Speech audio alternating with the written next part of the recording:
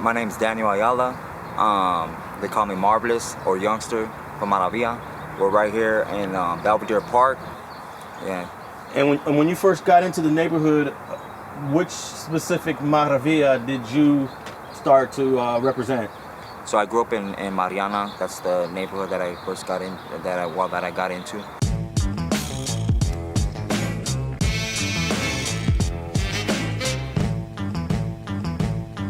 I'm interested in knowing, how did your family get here to this part of East LA? So my grandparents came down here from Mexico. They were here, well, back and forth actually. Before the borders were closed and stuff, the borders were open. And yeah, this was a town called Maravilla. It was actually the name of a town. My grandpa came, and in the mid-20s, or yeah, to the mid-20s to the late 20s, and I ended up buying a home here, and on 4th and 3rd Streets where I actually grew up right there. The barrio itself of Maravilla, it was actually already here. It was established with, I mean, not as what the county put us as a gang or a group that or like an organized group, if you would say that. But Maravilla, as in having homeboys, yeah, there was already homeboys here that were kicking it, that were, you know, pachucos and just chicanos that congregated together and were from Maravilla. And do you know if your grandfather ran with that group? Yeah, my grandpa was from Maravilla. He did? Yeah. Oh, okay. And what do you know about your grandfather's generation? Huh.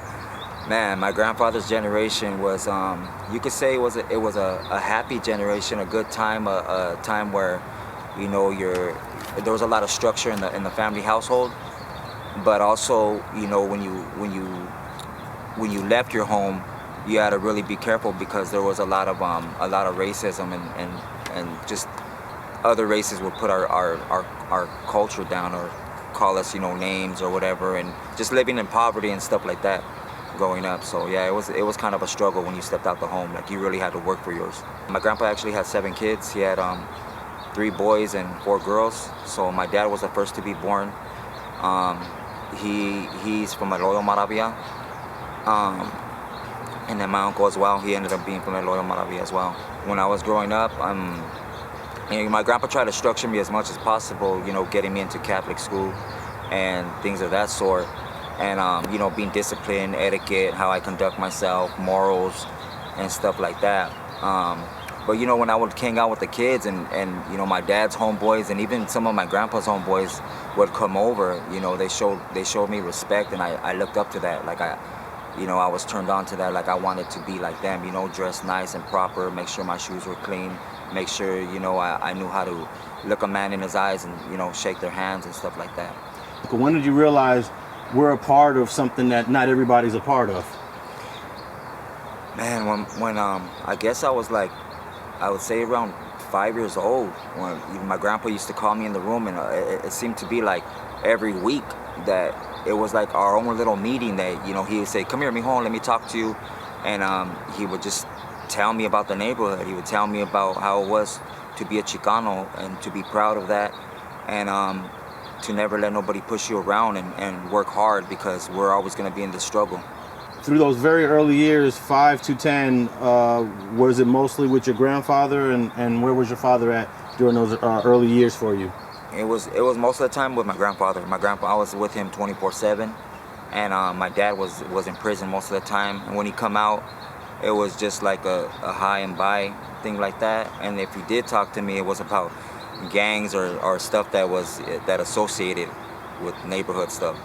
Yeah, so it wasn't like a father, like, "Come here, mijo, let me give you a hug, let me take you to the store." When you was coming up, was there any doubt you was going to become from the neighborhood, or did they try to steer you away, or that wasn't even attempted? It wasn't like, you know, I'm gonna rear you away from the neighborhood. It was like, we're already from this neighborhood. We're born into this neighborhood, and that's it. Like, if you were to say, you know, I live on Gage, or I live on Floral, or I live on Ford Boulevard, or I live on McBride, you're already considered, you're from Maravilla, you know. And later on in life, it comes out when you start kicking it with homeboys. It's like, oh, well, you know, did you get jumped in, and this is the process that you actually have to go through be accepted by the homeboys, you know, like everybody else. Yeah, so it was about 5th grade when I actually, you know, got into my neighborhood, and actually got kicked out because I got my neighborhood tatted on my stomach, and they didn't want me associated or around the other kids, and for them to be seen that and them get turned on to it as well.